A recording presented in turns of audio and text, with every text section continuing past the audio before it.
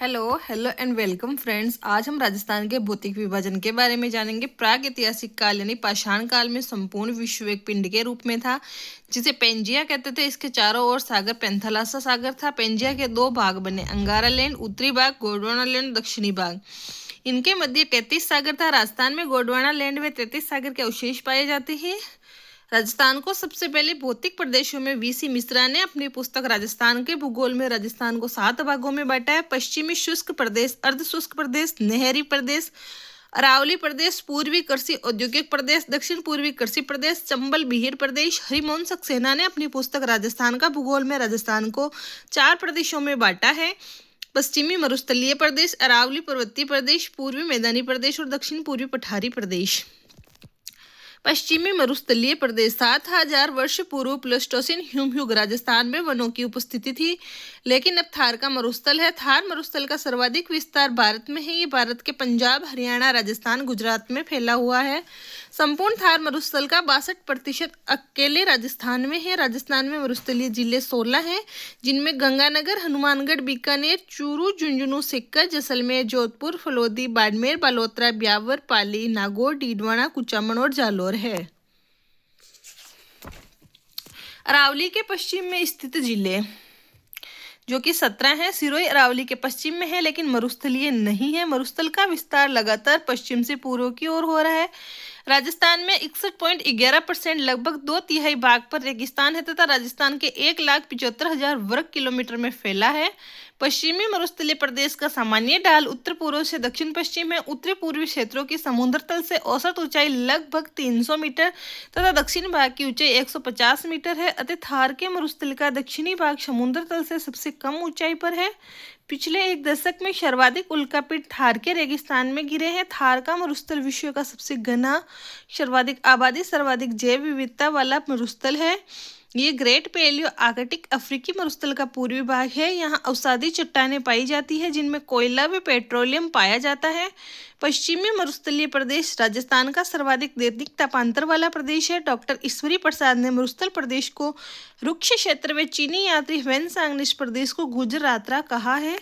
रेगिस्तान का आगे बढ़ना मरुस्थल का विस्तार ही मरुस्थलीकरण या रेगिस्तान का मार्च कहलाता है। इसके लिए नाचना गांव जैसलमेर प्रसिद्ध है। 50 सेंटीमीटर वर्षा रेखा राजस्थान को 2 समान भागों में विभाजित करती है। यह वर्षा रेखा मरुस्थलीय प्रदेश की पूर्वी सीमा तथा अरावली की पश्चिमी सीमा का निर्धारण करती है। पश्चिमी मरुस्थलीय प्रदेश को 2 भागों में बांटा गया है, शुष्क मरुस्थलीय प्रदेश और अर्ध शुष्क मरुस्थलीय प्रदेश, जिसमें शुष्क मरुस्थलीय प्रदेश में सबसे पहले है बीकानेर, जैसलमेर, फलोदी, बाड़मेर और बालोतरा जिले आते हैं, जिसकी वर्षा 0 से 25 सेंटीमीटर है। सम जैसलमेर वनस्पति रहित न्यूनतम वर्षा वाला स्थान है। लाठी सीरीज जैसलमेर में पोखरण से मोहनगढ़ तक 80 किलोमीटर लंबी पृथ्वी के अंदर बहती मीठे पानी की जलधारा है। 2007 में काजरी के वैज्ञानिकों ने खोजी इसी भूगर्भिक जल पट्टी या लाठी सीरीज कहते हैं। इसमें सेवन, धामन, करड़, स्वादिष्ट घास मिलती है। चंदन नलकूप लाठी सीरीज के पास जैसलमेर में मीठे पानी का नलकूप है। इसे थार का गड्ढा कहते हैं। जुरासिक युग की चट्टानें जैसलमेर, बाड़मेर में मिली है। आक्कल वुड फॉसिल्स पार्क इसका उदाहरण है। Akal national wood fossils park Jaisalmer में 18 करोड़ वर्ष पूर्व के काष्ठ जीवाश्म मौजूद हैं। बाप बोल्डर, बाप फलोदी में परमियम कार्बोनिफेरस कॉल की हिमानीकृत जीवाश्म के अवशेष मिले हैं। बालूका स्तूप मुक्त यानी रहित क्षेत्र फलोदी, पोखरण, जैसलमेर व बालोतरा के मध्य फैला है। चट्टानी मरुस्थल का भाग है। टीला रहित क्षेत्र है, जिसे हमादा कहते हैं। पश्चिमी मरुस्थल का 41.50% भाग है। बालूका स्तूप युक्त क्षेत्र पश्चिमी मरुस्थल का 58.50% भाग है। सर्वाधिक बालूका स्तूप जैसलमेर में है। अर्ध शुष्क मरुस्थलीय प्रदेश यानी राजस्थान बांगर, जिसमें जिले हैं गंगानगर, हनुमानगढ़, चूरू, झुंझुनू, सीकर, डीडवाना, कुचामन, नागौर, जोधपुर, पाली, जालौर, जिसकी वर्षा 25 से 50 सेंटीमीटर है। गग्गर का मैदान, जिसमें जिले हैं गंगानगर, हनुमानगढ़। गग्गर नदी द्वारा लाई गई उपजाऊ मिट्टी से बना गग्गर के पाट को हनुमानगढ़ में नाली कहते हैं। शेखावटी क्षेत्र, जिसमें जिले हैं चूरू, सीकर और झुंझुनू। इस क्षेत्र में जमीन के नीचे चूने की परतें पाई जाती है। वर्षा का जल चूने की परतों में बहता है, इसलिए इसे आंतरिक जल प्रवाही क्षेत्र कहते हैं। चूने की परत के कारण ही यहाँ अधिक गर्मी व अधिक सर्दी पड़ती है। यहाँ प्राचीन काल में नदियों द्वारा लाई गई मिट्टी जो अब अनउपजाऊ हो गई है। अनउपजाऊ मिट्टी का मैदान बांगर कहलाता है, इसलिए शेखावटी क्षेत्र को बांगर प्रदेश कहते हैं। नदियों द्वारा लाई गई उपजाऊ मिट्टी खादर कहलाती है। शेखावटी में घास के मैदान पशु चारागाहों को बीड़ कहते हैं। शेखावटी क्षेत्र की प्रमुख नदी कांतली है। कांतली नदी का प्रवाह क्षेत्र तोरावाटी कहलाता है। वे यहाँ की पहाड़ियाँ तोरावाटी की पहाड़ियाँ कहलाती है। शेखावटी में वर्षा जल संग्रहण के लिए बनाए गए कच्चे कुएं को जोहड़ कहते हैं। नागौरी उच्च भूमि। शेखावटी प्रदेश व लूणी बेसिन के मध्य नागौर डीडवाना कुचामन की भूमि जो ऊंची उठी हुई है, औसत ऊंचाई 300 से 500 मीटर है। इस क्षेत्र में सर्वाधिक खारे पानी की झीलें सांबर, डीडवाना, कुचामन है। नागौर व अजमेर के जल में फ्लोराइड होने के कारण फ्लोरोसिस रोग हो जाता है, जिससे दांत पीले होना, पीठ झुक जाना, व्यक्तियों के कुबड़ निकलने की समस्या होती है। इसलिए इसे कुबड़ पट्टी या बांका पट्टी, हॉच बेल्ट कहते हैं।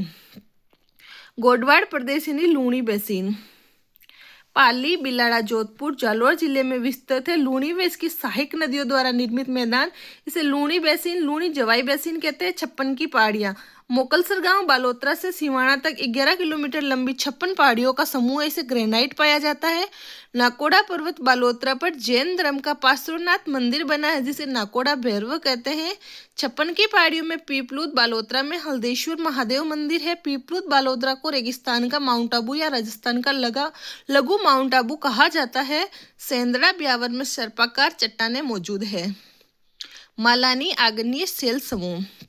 इसका मुख्यतः सिवाना, बालोतरा व जालोर में ग्रेनाइट तथा ज्वालामुखी राइलोसाइट्स चट्टानों का निर्माण करते हैं। ये पहाड़ियाँ गुंबदाकार या इंसेलबर्ग रेगिस्तानी क्षेत्रों में ढालनुमा पाई जाने वाली खड़ी चट्टानें के रूप में पाई जाती है। इन शैलों के आधार पर जालोर सांचौर में ग्रेनाइट उद्योग खूब पनपा है। आबू पर्वत भी मुख्य ग्रेनाइट से बना है। बालू का स्तूप। रेत के टीले जिन्हें दोरे भी कहते हैं। बालू का स्तूप मुख्य रूप से मरुस्थल में मिट्टी के अप्रदन निक्षेपण से बनते हैं। गतिशील दोरों को जैसलमेर में धरियन कहते हैं। बालू का स्तूप के प्रकार पहला है पवन की गति के अनुसार यानी अनुदैर्ध्य पवनानुवर्ती बालू का स्तूप पवनों के समांतर या अनुदिश बनते हैं। इन्हें रेखीय बालू का स्तूप भी कहते हैं। ये बालू का स्तूप द्रस्तदरी नदी घाटी में मिलते हैं। सर्वाधिक जैसलमेर, बाड़मेर में मिलते हैं। अनुप्रस्थ बालू का स्तूप पवनों की दिशा के समकोण लंबवत बनने वाला बालू का स्तूप पूगल, बीकानेर के चारों ओर, सूरतगढ़, गंगानगर, चूरू, झुंझुनू जिलों में मिलते हैं। अवरोधी बालू का स्तूप ये किसी अवरोध, झाड़ी, पेड़, पहाड़ी के कारण बनते हैं। पुष्कर नाग पहाड़ में मिलते हैं। बरखान या अर्धचंद्राकार बालू का स्तूप सर्वाधिक गतिशील है, इसलिए मरुस्थलीकरण के लिए सर्वाधिक उत्तरदायी बालू का स्तूप है। इनका पवनानुमुखी ढाल मध्य व पवनाभिमुखी ढाल तीव्र होता है। भालेरी, चूरू, सिक्कर, लूण, करणसर, बीकानेर, ओसिया, जोधपुर, डीडवाना, कुचामन में है। आकृति के आधार पर सीप अनुदैर्ध्य बालू का स्तूप पवन की दिशा के समांतर विकसित होते हैं। पैराबोलिक यानी परवलयाकार। हवा के रुख के विपरीत अंग्रेजी के यू आकार में विकसित होते हैं। राजस्थान में सर्वाधिक पैराबोलिक बालू का स्तूप मिलते हैं। तारा बालू का स्तूप हवा अपनी दिशा बार बार बदलती है। मोहनगढ़, पोखरण, जैसलमेर व सूरतगढ़, गंगानगर में मिलते हैं। सब्र कापिज मरुस्थल में छोटी झाड़ियों के पास बनते हैं। महत्वपूर्ण शब्दावली जिसमें सबसे पहले इर्ग रेतीला मरुस्थल जहां बालू ही बालू हो, इसे महान मरुस्थल भी कहते हैं। राजस्थान में सर्वाधिक जैसलमेर में। हमादा पथरीला मरुस्थल जहां छोटी पहाड़ियां, चट्टानें हो। पोखरण, फलोदी व बालोतरा के मध्य बालू का स्तूप मुक्त प्रदेश। रेग मिश्रित मरुस्थल बालू, रेत व कंकड़ पत्थर। पलाया खारे पानी की बड़ी झीलें। थार के मरुस्थल में पानी भरने से भूमि की लवणता के कारण इनका जल खारा हो जाता है। रन या टाट बालू का स्तूपों के मध्य वर्षा का जल लवणीय दलदल बन जाता है, जिसे रन या टाट कहते हैं। सर्वाधिक जैसलमेर में। तल्ली पोखर रेगिस्तान के गड्ढों में वर्षा का मीठा जल मरहो। तल्ली पोखर का जल सूखने के बाद उपजाऊ मिट्टी मरहो कहलाती है। इसमें की जाने वाली कृषि खड़ीन कहलाती है। खड़ीन कृषि पाली वालों द्वारा जैसलमेर में शुरू की गई थी। बालासन पर्वतों, चट्टानों के मध्य जल इकट्ठा होने से बनी झीलें बालासन कहलाती है। रोही मैदान मरुस्थल में उपजाऊ भूमि को रोही कहते हैं। बबूलिया वायु के भंवर या चक्रवात को थली। बीकानेर, गंगानगर, चूरू का ऊंचा भाग जो लूणी नदी के उत्तर में है, थली कहलाता है। तली मरुस्थल के दक्षिण पश्चिम में स्थित नीचे भाग को तली कहते हैं। पियूणा राष्ट्रीय मरु उद्यान जैसलमेर में पाया जाने वाला जहरीला सांप डंक न मारकर सोए हुए व्यक्ति के श्वास के साथ जहर देकर मारता है। डांड बालू का स्तूप में वायु की रगड़ से बने गर्त ढांड कहलाते हैं। अरावली पर्वतीय प्रदेश। पालनपुर गुजरात से रायसीना की पहाड़ी दिल्ली तक कुल 692 किलोमीटर लंबी है। राजस्थान में इसका विस्तार खेड़ ब्रह्मा गुजरात से खेतड़ी झुंझुनू तक कुल 550 किलोमीटर लंबी है। अरावली का 80% भाग राजस्थान में है। अरावली की औसत ऊंचाई 930 मीटर है। अरावली राजस्थान को दो भागों पूर्वी राजस्थान और पश्चिमी राजस्थान में विभक्त करती है। अरावली का मुख्य विस्तार 16 जिलों उदयपुर, सिरोही, राजसमंद, अजमेर, ब्यावर, पाली, चित्तौड़गढ़, भीलवाड़ा, डूंगरपुर, डीडवाना, कुचामन, सीकर, झुंझुनू, जयपुर, कोटपुतली, बहरोड, अलवर, खेड़तल, तिजारा में है।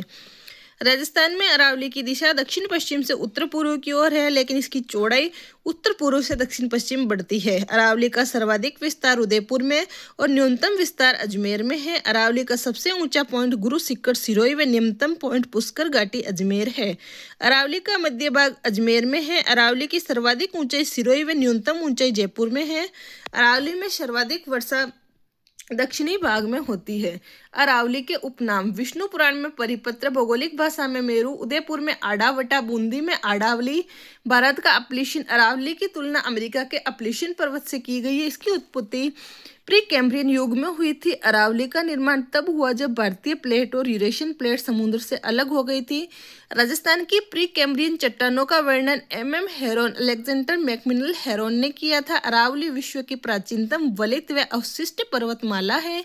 अरावली मोड़दार पर्वत है। अरावली पर्वतमाला का उद्गम अरब सागर के मिनिकाय द्वीप लक्षद्वीप से माना जाता है।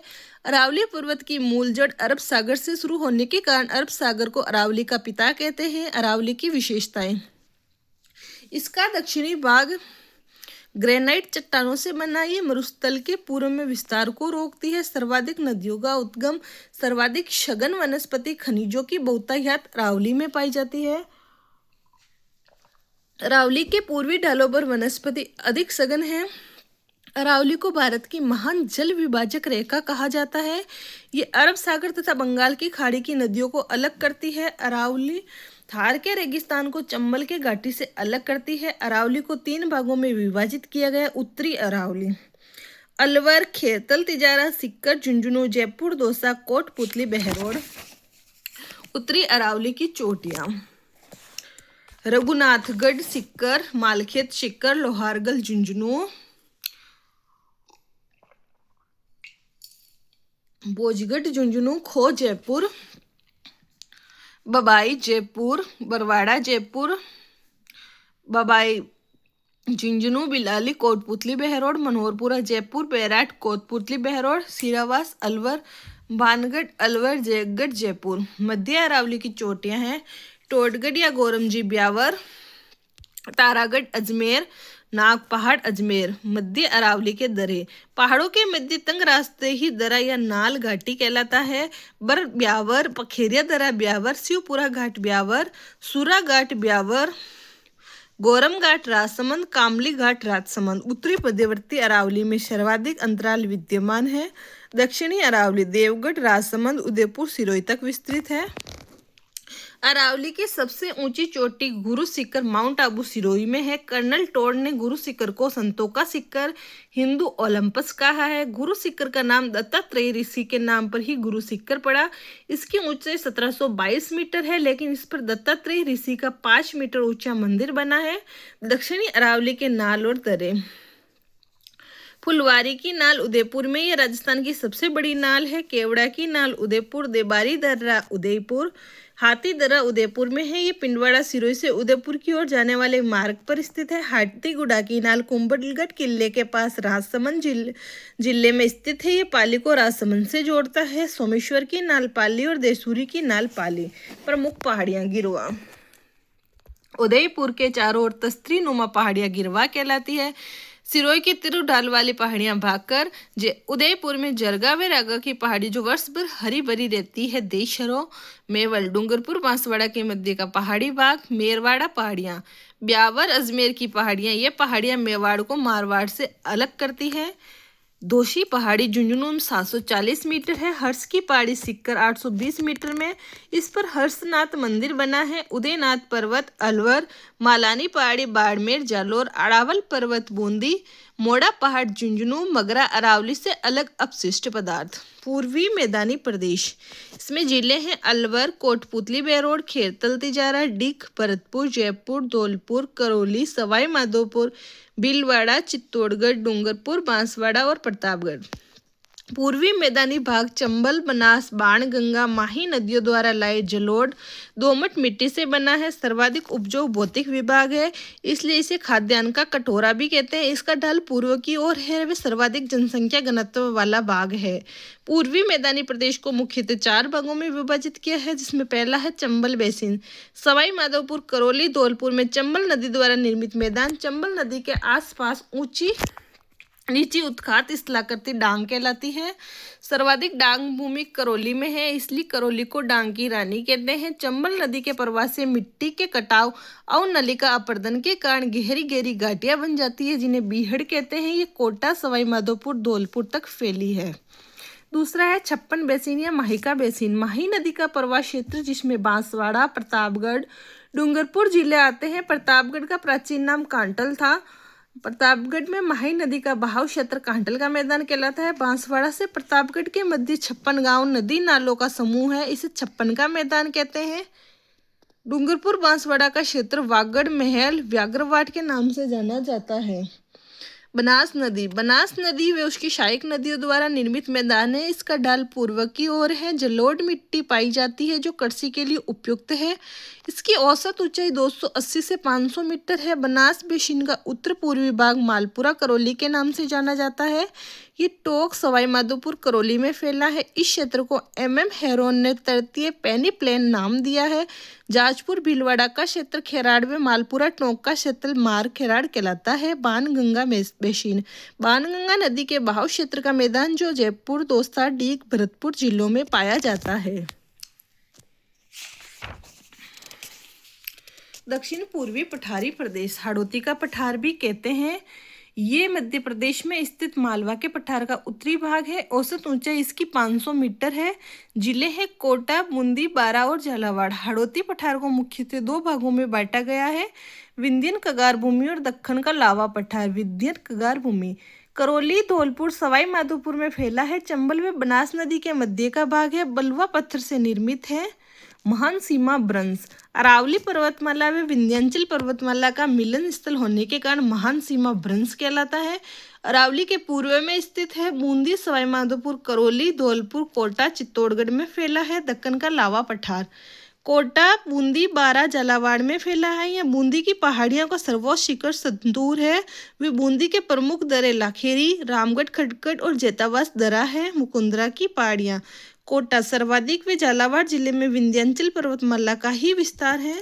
साहबाद उच्च क्षेत्र बारा, रामगढ़ बारा के पास घोड़े की नाल की आकृति हॉर्सशू आकार के पर्वत श्रेणी है, जिसके मध्य राजस्थान में एकमात्र उल्कापिंड गिरने से बनी है। विश्व भू विरासत ने क्रेटर के रूप में मान्यता दी है। डगगदर उच्च भूमि, झालावाड़ का पठारी भाग राजस्थान के प्रमुख पठार। उड़िया का पठार सिरोही राजस्थान का सबसे ऊंचा पठार है, जो 1360 मीटर ऊंचा है। गुरु शिखर के नीचे स्थित है। बोराट का पठार 1225 मीटर। गोगुंदा उदयपुर से कुंभलगढ़ राजसमंद के मध्य स्थित है। राजस्थान का दूसरा ऊंचा पठार है। बोराट पठार की सबसे ऊंची चोटी जरगा है। आबू का पठार सिरोही राजस्थान का तीसरा ऊंचा पठार है, 1200 मीटर है, जिस पर राजस्थान का सबसे ऊंचा शहर माउंट आबू है। मेषा का पठार 620 मीटर चित्तौड़गढ़ दुर्ग स्थित है। लसाड़िया का पठार सलूम्बर जैसमंद झील के पूर्वी भाग में। उपरमाल का पठार बेसरोडगढ़ चित्तौड़गढ़ से बिजोलिया भीलवाड़ा तक हाड़ौती के पठार का ही भाग है। मानदेशरा का पठार चित्तौड़गढ़। भोमट का पठार, जिसमें उदयपुर, सलूम्बर, डूंगरपुर, सिरोही में फैला है, जहां भील जनजाति निवास करती है। ओके बाय फ्रेंड्स, आपको आज का वीडियो कैसा लगा? अच्छा लगा तो please like, share and subscribe.